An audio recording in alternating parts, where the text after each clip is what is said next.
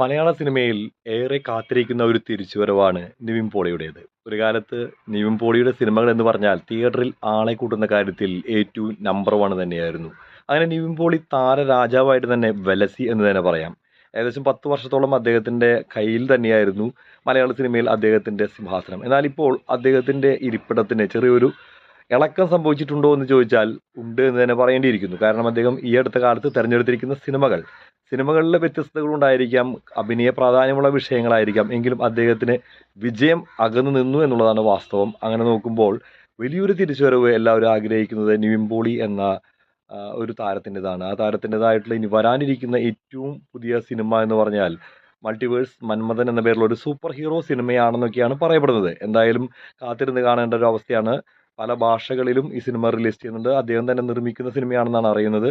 കൂടെ നിർമ്മാണ പങ്കാളികളുമുണ്ട്. എന്തായാലും പോളി ജൂനിയറിന്റെ പേരിൽ നിർമ്മിക്കപ്പെടുന്ന മൾട്ടിവേഴ്സ് മന്മഥനിൽ ഒരു സൂപ്പർ ഹീറോ കഥാപാത്രം, സൂപ്പർമാനെ പോലെയുള്ള ഒരു കഥാപാത്രമായിട്ടാണ് അദ്ദേഹം എത്തുന്നതെന്ന് അറിയുന്നു.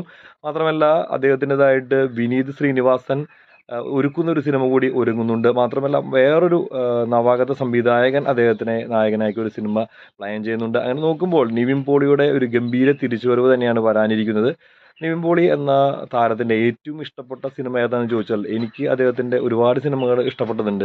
അദ്ദേഹത്തിൻ്റെ മികച്ച കഥാപാത്രങ്ങൾ ഏതെന്ന് ചോദിച്ചാൽ മൂത്തവനിലെ കഥാപാത്രം തന്നെയാണ് എന്നാണ് ഞാൻ പറയുക. എന്നാൽ അദ്ദേഹത്തിൻ്റെ ഒരു സ്റ്റാർ വാല്യൂ ഒക്കെ ഉയർത്തിയ സിനിമകളൊന്നാണ് പ്രേമം.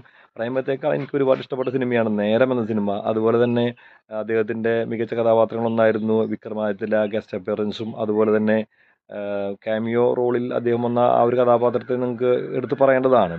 അതുപോലെ തന്നെ ബാംഗ്ലൂർ ഡേയ്സിൽ അദ്ദേഹം അവതരിപ്പിച്ച കുട്ടൻ എന്ന കഥാപാത്രമൊക്കെ മനോഹരമായിരുന്നു. അജുവും കുട്ടനും ദിവ്യയും ഒക്കെ ആയിട്ട് തകർപ്പൻ പെർഫോമൻസ് ആയിരുന്നു ആ മൂവർ സംഘം അന്ന് നടത്തിയത്. അത് വലിയൊരു വിജയം തന്നെയാണ് മലയാള സിനിമ ഇൻഡസ്ട്രിയിൽ ഉണ്ടാക്കിയെടുത്തത്. ഏതായാലും മലയാള സിനിമ ഇൻഡസ്ട്രി കാത്തിരിക്കുന്ന ഏറ്റവും വലിയ തിരിച്ചുവരവുകളിലൊന്നാണ് നിവിൻ പോളി നായകനായി വരാനിരിക്കുന്ന മൾട്ടിവേഴ്സ് മന്മഥൻ എന്ന സിനിമയിലേത്. കാത്തിരിക്കുകയാണ് അദ്ദേഹത്തിൻ്റെ ഒരു ഗംഭീര തിരിച്ചുവരവിന് വേണ്ടി. സൂപ്പർ ഹീറോ കഥാപാത്രമായിട്ട് അദ്ദേഹം വരുമ്പോൾ അത് കുട്ടികളെയും കുടുംബങ്ങളെയും യുവാക്കളെയും ഒക്കെ തന്നെ ആകർഷിക്കുന്ന രീതിയിലുള്ളൊരു കിടിലൻ സിനിമയാകട്ടെ എന്ന് ആത്മാർത്ഥമായി ആശംസിക്കുകയാണ്. ഒരുപാട് അനിമേഷൻ സൂപ്പർ എഫക്ട്സുകളൊക്കെയുള്ള ഗ്രാഫിക്സ് ഒക്കെയുള്ള ഒരു സിനിമ തന്നെയായിരിക്കും അദ്ദേഹം ഒരുക്കുന്നത് എന്നുള്ള കാര്യത്തിൽ സംശയമൊന്നുമില്ല. കാത്തിരിക്കുകയാണ് മന്മഥൻ മൾട്ടിവേഴ്സ് മന്മഥൻ എന്ന തൻ്റെ കിടിലൻ സിനിമയുമായിട്ട് അദ്ദേഹം എത്തുന്നത്. ഏതായാലും നിങ്ങളുടെ അഭിപ്രായത്തിൽ ഏത് സിനിമയാണ് നിങ്ങൾ മൾട്ടിവേഴ്സ് മന്മഥനാണോ നിങ്ങൾ പ്രതീക്ഷിക്കുന്ന സിനിമ, അതോ വേറെ ഏതെങ്കിലും സിനിമ നിങ്ങൾ ആഗ്രഹിക്കുന്നുണ്ടോ എന്ന് അറിഞ്ഞുകൂടാ. നിങ്ങളുടെ അഭിപ്രായങ്ങൾ അറിയാൻ കാത്തിരിക്കുന്നു. എൻ്റെ അഭിപ്രായത്തിൽ മൾട്ടിവേഴ്സ് മന്മഥൻ വലിയൊരു വിജയത്തിലേക്ക് നീങ്ങുന്നൊരു സിനിമയായിരിക്കും. ഒപ്പം തന്നെ കാത്തിരിക്കുന്നു.